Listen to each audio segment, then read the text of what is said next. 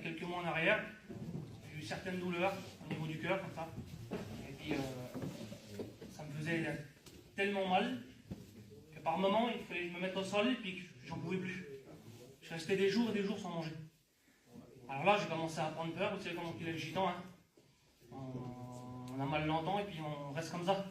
Et puis là, à un certain moment, je ne pouvais plus rester comme ça. Alors j'ai commencé à faire quelques radios. À travers les radios, on voyait quelque chose. Et là, le monsieur m'a conseillé, il dit, monsieur, faites un scanner avec injection. Il dit, on voit quelque chose, monsieur, mais il dit, c'est assez flou. Alors j'ai fait ce scanner avec injection. Et puis, le scanner, je vais le montrer à un professeur, un hématologue, ça s'appelle. Je vais le montrer dans un hôpital privé à Paris, ça s'appelle l'hôpital d'Antony.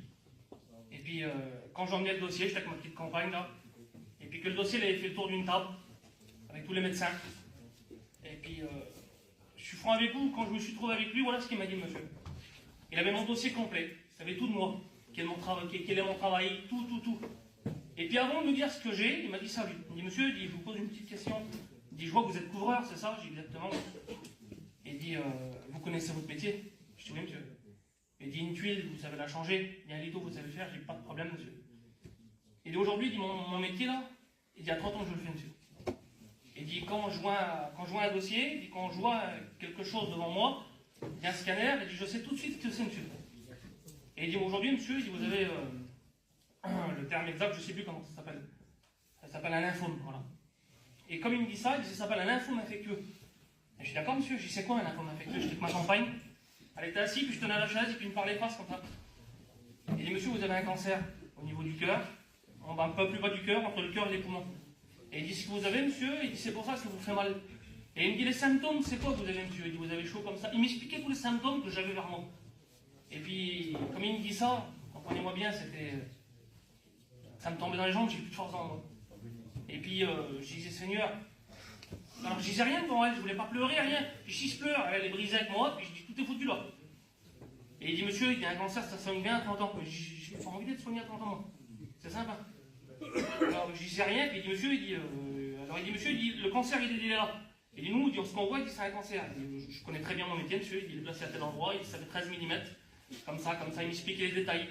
Il dit, aujourd'hui, monsieur, nous, ce qu'on a besoin de savoir, il dit, on a besoin de commencer 2 premières biopsies, pour savoir qu'est-ce que ça va être.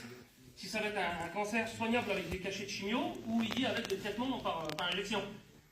Je dis d'accord. Alors je dis, monsieur, écoutez bien, il dit, votre cas, il est assez inquiétant, et puis c'est vraiment compliqué.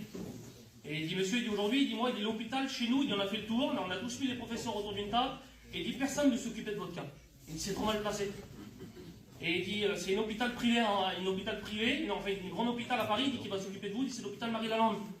Et il dit, cet hôpital-là, il dit, monsieur, il est vraiment spécialisé pour le cœur et les poumons. Et il dit, c'est vraiment placé entre le cœur et les poumons, monsieur. Je suis d'accord. Alors il dit, le professeur qui va s'occuper de vous, il dit, c'est mon ami, j'ai fait des études avec lui. Il dit, il faut des mois et des mois d'attente, monsieur. Mais dis-moi que je vais m'occuper de votre cas, il dit, c'est trop important ce que vous avez, monsieur. Quand il me dit ça, j'ai plus de force en moi. Alors je sors du petit bureau là, et je suis franc avec vous, les copains. C'était mon premier réflexe, c'était ça. Je dis, correct, je ne le dis à personne. Et le seul à qui je l'ai dit, c'est un ancien frère qui est là. Mon père ne savait pas, personne ne savait. Quand je l'ai appelé, les détails que le médecin m'a dit, dans le détail, c'était lui qui le savait, mon père ne le savait pas. Et puis je dis, correct, on a confiance. Il y a 10 ans, je travaillais dans les hôpitaux avec un serviteur qui s'appelle Wilfried. Je sais que le Seigneur peut guérir, pas de problème. Mais quand ça nous arrive à nous, les copains, quand ça touche notre vie, c'est bien beau de dire à quelqu'un, t'es sauvé, t'es béni, le Seigneur va te guérir. Mais quand ça nous arrive à nous, alors je disais rien, je pleurais pas devant elle, le cœur il était brisé dans moi. Mes copains me demandaient, je disais, non, je disais pas grand-chose, c'est pas grand-chose. Je coupais tout au court. Mais non, moi je mourrais pour mourir à quelqu'un m'en parler. Je disais rien, Seigneur, je disais rien, je pleurais pas devant elle. Et à un certain moment, je suis franc avec vous, j'avais le rendez-vous. Alors, c'était le 18 décembre, pour aller faire cette première biopsie, là, il y en avait 2. Et puis, quelques jours avant la biopsie, là, j'en pouvais plus, je craquais. Je prenais le camion, je disais à elle que j'allais chiner, et puis je pleurais toute la journée complète. Et le dernier jour, là, c'est une journée, donc c'était le 15, exactement, le 15 décembre. Je prends mon camion, et puis je dis, il était peut-être 11h, et je sentais que j'allais pleurer encore, mais je sentais que ça allait partir, et puis je dis, elle va tout voir devant elle. Alors je dis correctement mes habits de travail, mais il était peut-être 11h. Et puis quand je mets mes habits de travail, je prends ma route, là. Puis sur la route, je n'ai jamais tant pleuré comme ça. Et puis mes mots, c'était là, je suis franc avec vous, les copains, c'était ça. J'ai dit, Seigneur, je n'ai pas prouvé encore ce que j'ai dit, tu m'as emmené aux études, Seigneur, c'est à cause de toi que je suis là. Et je dis, Seigneur, je n'ai pas prouvé encore ce que je peux pour toi, là. Je dis, Seigneur, je n'ai pas encore assez fait. Je dis, Seigneur, je t'en supplie, laisse-moi te prouver ce que je veux de toi, ce que je veux faire pour toi. Je dis, laisse-moi te prouver, Seigneur. Et je dis, Jésus, laisse-moi pas comme ça, je t'en supplie.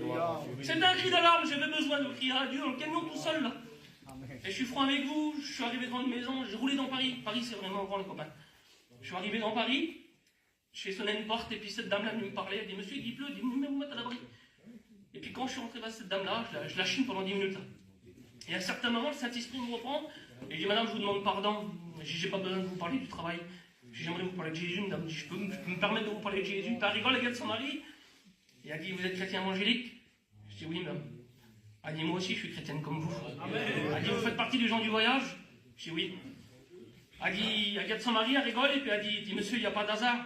Je dis, pourquoi? Elle dit, je peux vous dire quelque chose, monsieur? Je dis, je vous écoute.